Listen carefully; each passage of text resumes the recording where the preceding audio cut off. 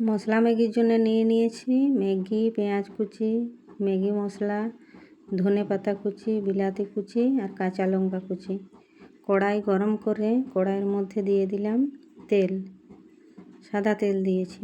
এর মধ্যে পেঁয়াজ কুচি, কাঁচা লঙ্কার কুচি, বিলাতির কুচি দিয়ে ভালো করে ভেজে নেব। তার মধ্যে দিয়ে দেব ম্যাগি মশলা।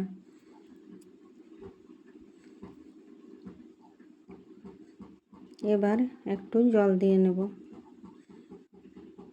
জলটা ফুটে উঠলে এর মধ্যে ম্যাগিটা মিশিয়ে দেব। ভালো করে সেদ্ধ হয়ে গেলে ধনে পাতা কুচি ছড়িয়ে ম্যাগি রেডি হয়ে গেল। এটা হলো আমার বড় মেয়ের জন্য।